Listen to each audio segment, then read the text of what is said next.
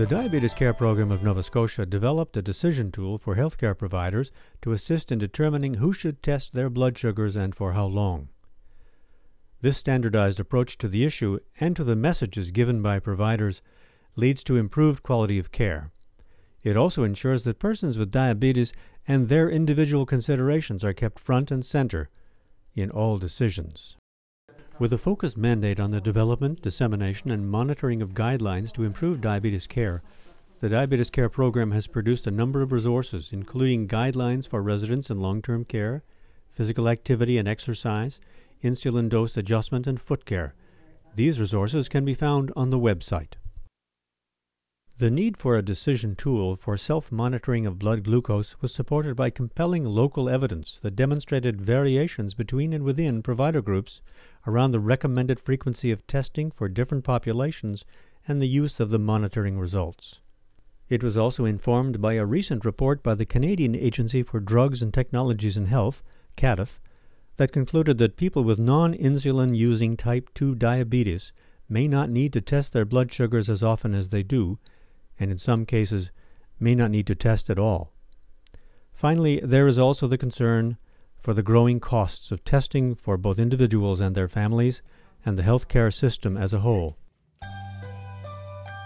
To keep the focus on persons with diabetes and what is ultimately best for this population, this video will explore the issues behind the need to focus our approach to testing, the reasons for the change, and the need for a decision tool to guide more consistent practice among providers. For years and years, we were always telling patients that you had to check your blood sugars, and if you weren't checking your blood sugars, you were doing something wrong. And now we're individualizing that. So not all patients with type 2 diabetes need to check their blood sugars all the time, but it needs to be thought about carefully by their healthcare team when making recommendations. So I think that change in recommendations for a lot of patients is a potential for great confusion. For many years, patients with diabetes have been advised to regularly measure their blood glucose, and they do that by poking their finger and putting it into a little machine and getting a value. And we've told them that part of their being a good patient with diabetes is to regularly monitor their blood glucose. So our definition of this for patients with diabetes was you're good if you measure your sugars regularly. What exactly did your doctor mention to you? So I think that ultimately what it means for the patient is that if we can establish some consistent guidelines for patients in different areas, whether insulin dependent or non-insulin dependent, taking oral hypoglycemics or just diet controlled, then it should be a lot easier for the patient to get a handle on what they should be doing and be more comfortable with what's going on. Mixed messages are difficult for them. I was testing every day until the last time I met with a nurse at the clinic, and she said, you don't have to. Once a week would be sufficient. But I do it twice a week, just to see what level I'm at and how I'm doing. I think it's important to keep in mind that, that some people will be initially alarmed by these new recommendations. These would be people who have worked with their care providers to really incorporate the testing into their regimen. So they make good use out of the testing information that they get. So for instance, they would regularly test and then use the feedback from that testing to change their behavior. So some people might see if their sugars are a little high in the morning, then they'll alter their pattern of physical activity so that they can bring their blood sugars back into range. Well, in my case, I think it would be unnecessary to do it now. When I first started, I used to do it daily, either when I got up in the morning or before I went to bed. I did the testing. I mean, if we want to get the best bang for our buck, why are we focusing so much on testing? Does that really change the behavior of patients? Apparently, it does not, based on the evidence. So what we really want to do is focus more aggressively on those things we know make a difference. So regular exercise, appropriate diet, and the other factors that we as physicians look for, so cholesterol control, hypertension control. Those are the issues we need to focus on with our patients. And sometimes I think we focus so much on, are you measuring your blood glucose or not? We've forgotten that that's probably not the important issue. The important issue is, are you making the lifestyle changes that can help you be healthier over the long term? There are other lifestyle interventions that we need to as well focus on, as not simply monitoring their sugar at home, but we certainly ensure that they're having their blood sugar monitored at the hospital through the laboratory. So we do A1C testing, and of course we focus on blood pressure monitoring and activity goals. So there are multiple lifestyle interventions as well as monitoring, their blood sugar. The big issue now is if we cannot foresee a benefit for patients who are not on therapy at all or who are on oral agents or medications only, if you're looking at the balance of risk versus benefit, what's the potential benefit to them? We really haven't found any potential risk, pain, cost, and the only bit of clinical evidence that we have that is that patients who are asked to measure their blood glucose frequently tend to be more anxious about their disease. I think with the change, we need to be careful to consider who this will impact, because it not only will impact the patient but also impact the care provider.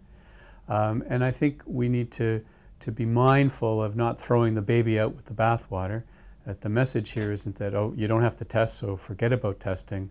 That in fact what this does is it becomes a tool for us to use, and that's important because a tool really becomes a teachable moment. So the healthcare provider and the individual with diabetes can sit down and say, well, does testing make sense?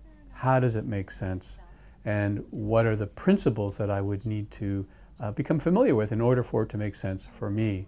So that speaks very clearly to what we call knowledge translation, which is where we take science-based knowledge and we turn it into practices so that the individual can benefit from that knowledge. On a day-to-day basis, I obviously have a lot of interaction with diabetic patients. And during that interaction, I will ask a variety of questions. It gives me some idea of how things are going. If I have a clearer understanding myself of what is expected of the patient, then it probably will be of benefit to me in trying to follow up with the patient to ensure that they're doing what they're doing, to have a better idea of how to answer the questions that I'm being asked by them. And if the pharmacist has access to the decision-making tool, then it gives them, or it should at least give them, some rough idea of what that patient should be doing. How do you feel about me telling you that you don't have to take your sugars anymore at home? Oh, yeah, that feels good because, as I say, my fingers will really be happy about that one. Lovely. This one in particular. I still have to make sure, once again, that not all person's diabetes is the same.